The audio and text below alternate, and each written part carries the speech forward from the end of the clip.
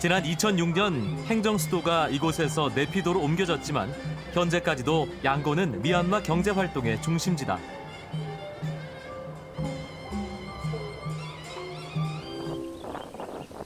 미얀마는 1948년까지 약 60년 동안 영국의 지배를 받았다. 그렇기 때문에 시내 곳곳에서 당시의 흔적을 찾을 수 있다. 기차 여행의 시작점인 양곤역도 영국식 건물이다.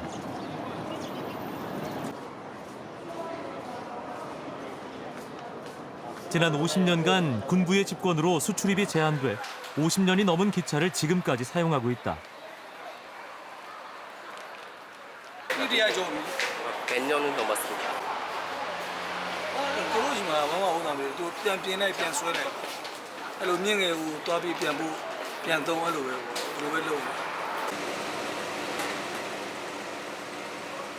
박물관에서나 볼 수 있을 것 같은 오래된 기차는 마치 시간이 멈춘 것 같은 착각을 불러일으킨다.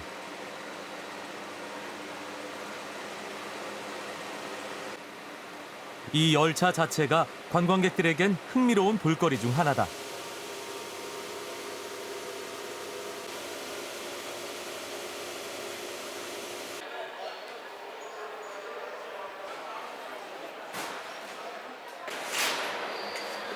기차 안으로 들어가 봤다.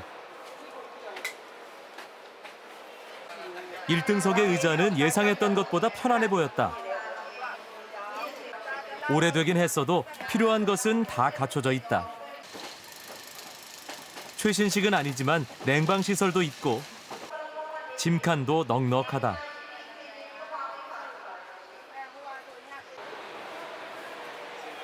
(1등석부터) 일반석까지 요금에 따라 다양한 좌석을 고를 수 있다.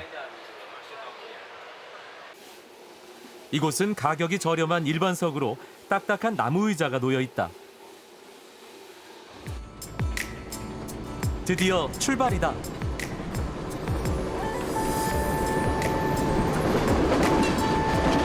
미얀마의 기차는 시속 80km를 넘지 않는다. 느긋하게 가는 만큼 좀 더 여유롭게 풍경을 감상할 수 있다. 나는 카메라를 꺼내 들었다.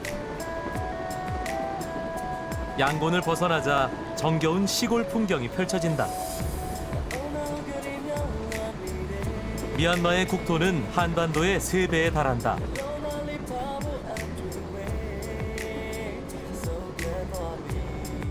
각 도시를 연결하는 기찻길의 총 길이는 약 7,700km.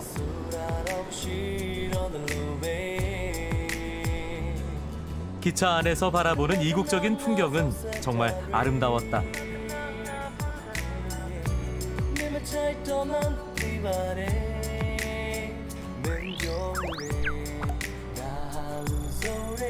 양곤에서 북서쪽으로 260km 떨어진 도시 피에. 인구 10만 명 정도가 사는 작은 소도시며 다양한 사원들이 있는 곳으로 유명하다.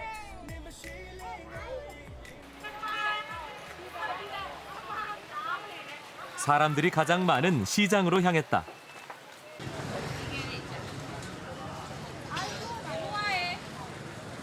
고소한 냄새를 풍기는 간식거리가 눈에 들어왔다.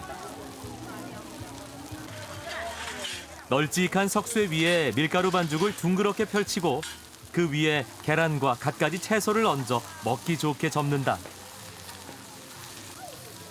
쎄목은 우리나라의 파전과 같은 대중음식이다.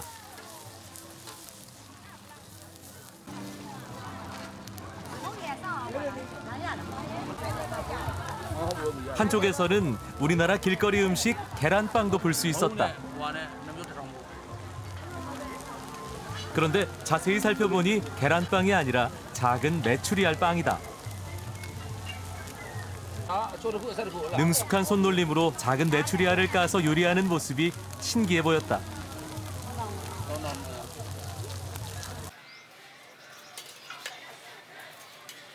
작은 화로로 빵을 구워내는 재미있는 모습도 눈에 들어왔다. 달궈진 팬에 밀가루 반죽을 두르고 견과류를 올려 기름에 튀긴다.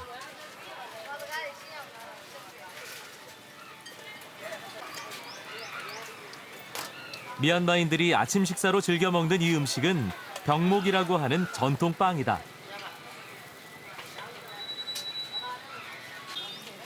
병목을 사서 먹어봤다.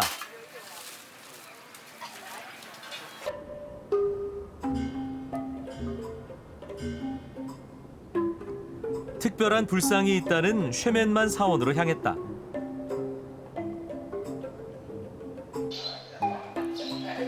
사원 안으로 들어가자 눈이 휘둥그레질 만큼 깜짝 놀랄 만한 풍경이 펼쳐졌다. 커다란 부처님 불상이 둥그런 금태 안경을 쓰고 있는 게 아닌가. 안경을 쓰고 있는 이유가 뭔지 궁금했다.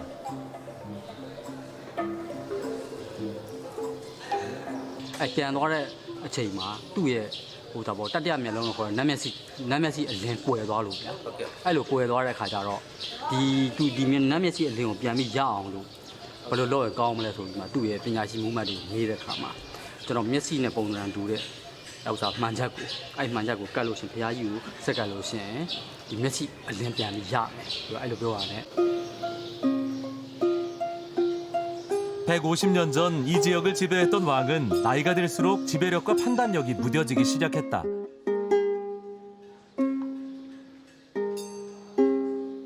그래서 부처님의 시력을 좋게 하는 안경을 바쳤더니 총명한 감각이 되살아났다고 한다.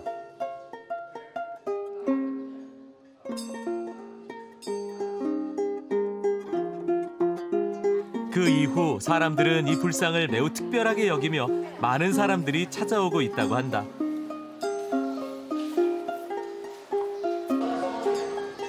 부처님을 섬기는 왕의 정석은 세상에 단 하나밖에 없는 불상을 만들었고 후손들에게는 소중한 유물로 남게 된 것이다.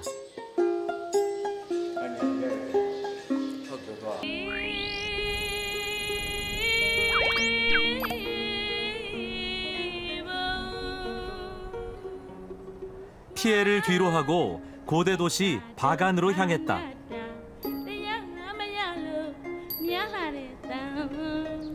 11세기경 바간 왕조의 수도였던 이곳은 5천여 곳에 이르는 불탑 유적이 있어 세계적으로도 손꼽히는 불교 건축의 보고다. 유네스코 세계문화유산으로도 지정된 천년의 도시 바간. 이곳에서 미얀마의 불교 문화가 시작됐다. 11세기경 바간 지역을 지배했던 아노우라타 왕이 아난다 스님을 스승으로 모시고 불교를 전파한 것이 계기가 돼 미얀마는 불교 국가가 됐다.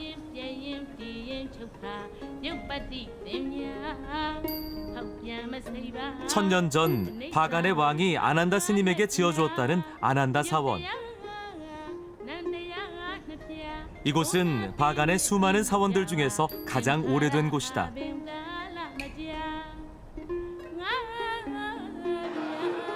사원 안에 들어서자 마치 동굴에 들어온 듯한 기분이 들었다. 그 중심에 10m 높이의 목조 불상이 자리하고 있다.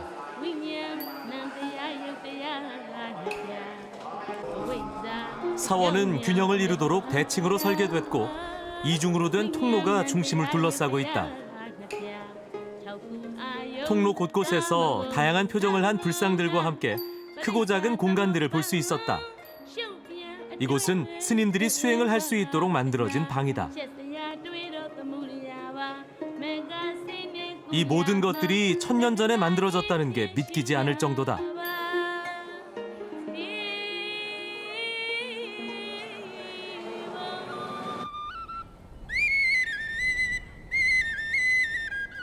오후 늦은 시간,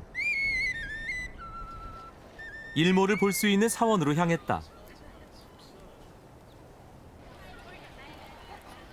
바간 지역의 일몰은 세계적으로도 널리 알려진 비경이기 때문에 이곳을 방문한 관광객들과 사진작가들에게는 꼭 들러야 할 명소로 알려져 있다.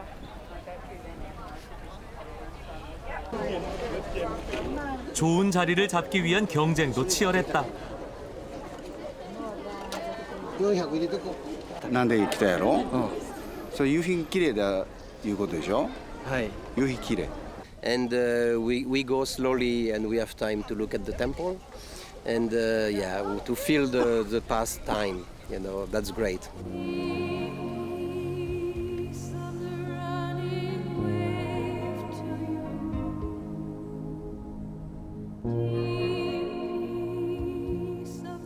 고대 도시의 멋진 풍경과 붉은 노을이 어우러져 장관을 이룬다.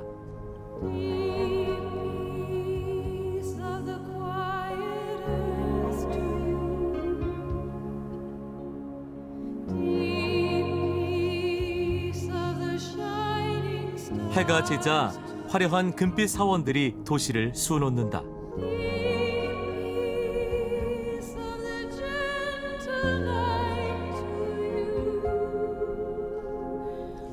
(800년) 전 이곳을 방문했던 마르코 폴로는 동방견문록에 바간을 세상에서 가장 멋진 건축물이 있는 도시라고 기록했다.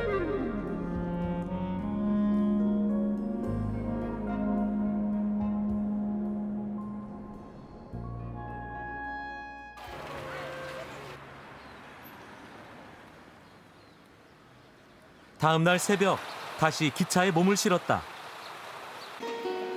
창밖으로 해가 힘차게 떠오른다. 새벽 기차를 이용하는 사람들 대부분은 보따리 상인들과 일용직 근로자들이다. 흔들리는 기차에서 부족한 잠을 청하는 모습이 삶의 희망과 고단함을 함께 보여준다. 저마다의 이루고 싶은 꿈을 품고 기차는 다음 목적지를 향해 힘차게 달린다.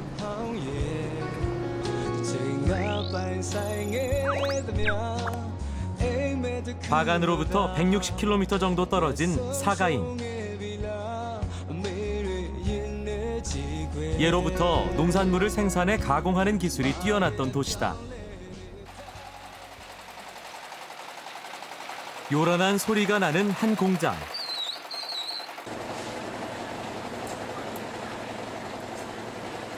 밀가루로 국수를 만들고 있었다.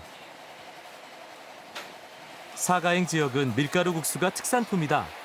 아주 오래전부터 주민들이 직접 국수를 만들어 왔다. 15% လောက်ရှိတယ်။ဒီရက်ဆိုးကျိုးဖြစ်တာပေါ့။ဒီကကျတော့စိတ်မပါဘဲနဲ့ဒီတိုင်းသဘာဝအတိုင်းပဲလုပ်တဲ့ခါကျတော့သူများထက်တော့ပိုပြီးတပန်းတာပေါ့။ 불과 3년 전까지 수작업으로 국수를 만들어 왔지만 최근 들어 위생을 고려해 기계를 도입했다. 국수 만드는 과정을 지켜봤다. 밀가루를 기계에 넣으면 두툼한 반죽이 종이장처럼 나온다.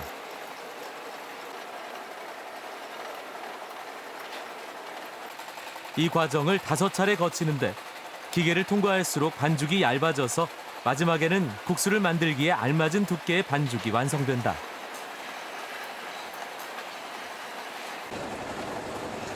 이것을 기계에 넣고 돌리면 얇은 국수 가락이 길게 뽑혀져 나온다. 무명실처럼 새하얗게 늘어지는 국수 가락을 나무 막대에 걸어 엉키지 않도록 한다. 이번에는 건조를 할 차례.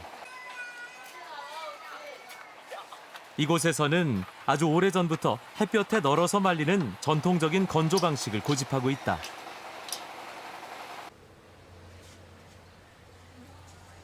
(30도를) 웃도는 따가운 햇살 아래에서 6시간 동안 건조를 시킨다. 따스한 햇살과 부드러운 바람이 맛있는 국수를 완성시키는 것이다. 집집마다 국수를 널어 말리는 모습이 이색적이다.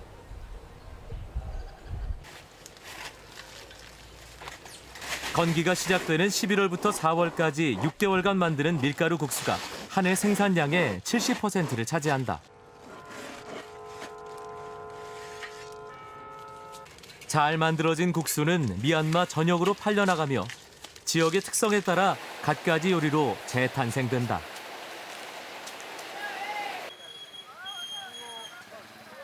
국수를 판매하는 식당이다.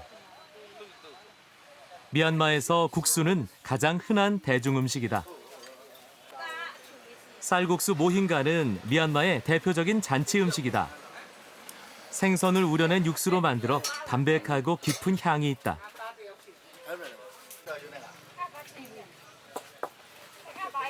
고산지대에 사는 샨족이 즐겨 먹는 밀가루 국수 샨 카욱쉐는 고추기름과 매운 향료로 만들어져 우리 입맛에도 잘 맞는다.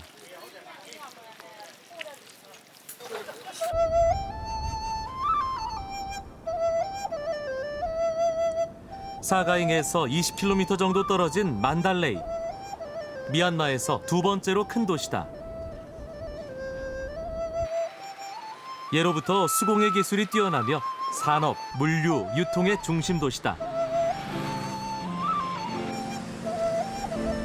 미얀마의 마지막 왕조가 영국과의 전쟁에서 패배했던 곳으로 왕국 시대 최후의 도시이자 역사의 아픔을 간직한 곳이기도 하다.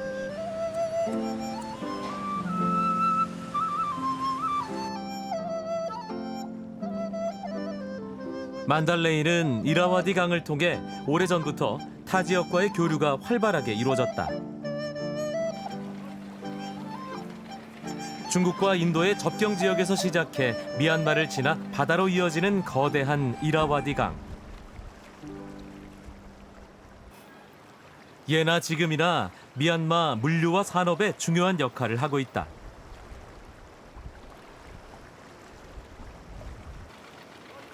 미얀마의 젖줄로 불리는 이라와디 강은 어떤 모습일까? 나는 상류로 향하는 배에 올랐다.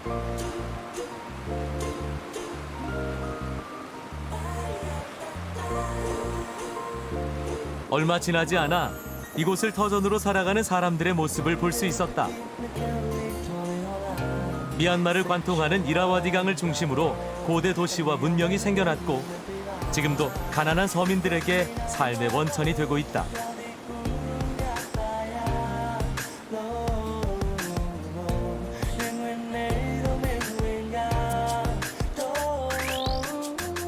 만달레이를 출발한 지 1시간 만에 목적지인 민군에 도착했다. 강에서 바라본 작은 마을이 여행자의 호기심을 자극한다.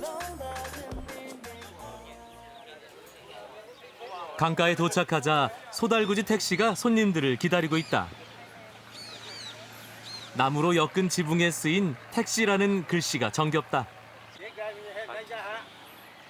민군 지역은 오지 마을이기 때문에 소달구지 택시가 유일한 교통수단이다. 내부는 나름 아늑하게 꾸며졌다. 햇빛을 가릴 수 있는 천장에 돗자리도 깔아놨다. 택시에 오르기 전 즉석에서 가격을 흥정해야 한다. 난생 처음 타보는 소달구지 택시. 덜컹거리는 승차감과 삐걱거리는 소음은 시골 마을에서만 느낄 수 있는 추억일 듯하다.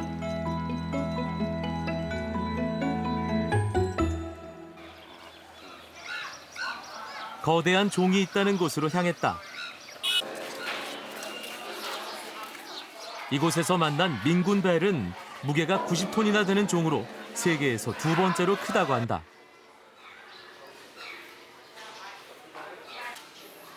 (1808년) 이 지역을 지배했던 보다페아 왕은 세상에서 가장 큰 종을 만들어 부처님께 바치려 했었다. 3년 동안의 노력 끝에 제작에 성공했지만 거대한 종을 보관할 마땅한 사원을 짓지 못해 이곳에 종을 안치해 놨다고 한다.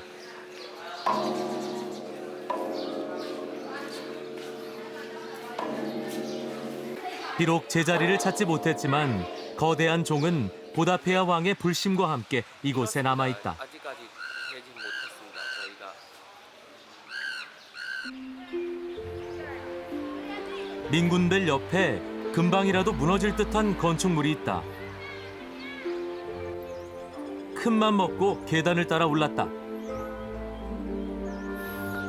높이 올라갈수록 마치 폭격을 맞은 듯 손상된 흔적들이 적나라하게 보인다.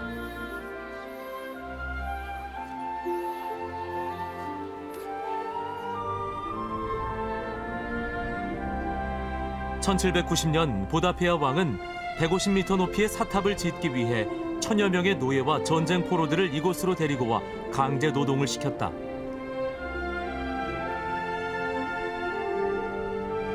그로부터 7년 뒤 60m 높이까지 완성됐지만 노예들이 집단으로 탈출했고 큰 지진까지 일어나 건물이 무너지면서 폐허가 되고 말았다.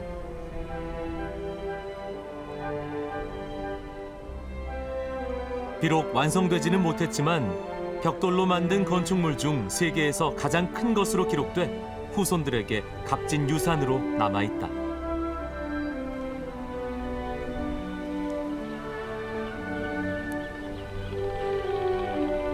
사원 꼭대기에 이르자 이라와디 강과 주변의 풍경들이 그림처럼 펼쳐진다.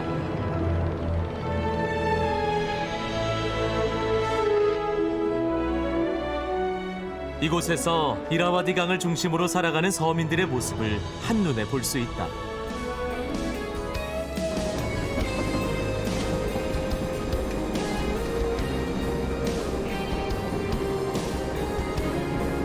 다음 날 아침, 나는 북부지방으로 향하는 기차에 올랐다.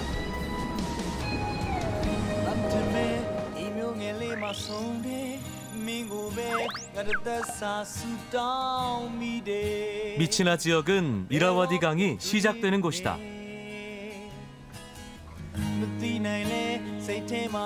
중국에서 흘러내려오는 마이카 강과 인도에서 내려오는 말라카 강이 이곳에서 만나 거대한 이라와디 강이 되는 것이다.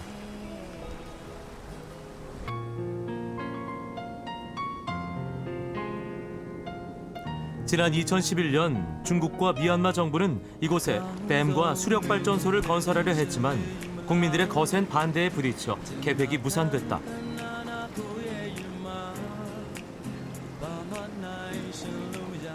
미얀마 문명의 출발지이자 오랜 세월 서민들의 삶을 지켜준 소중한 강.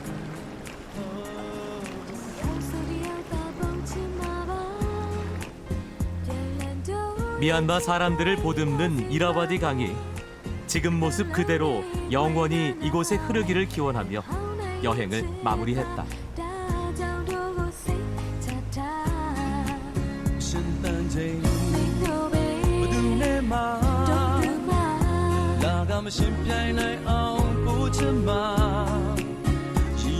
나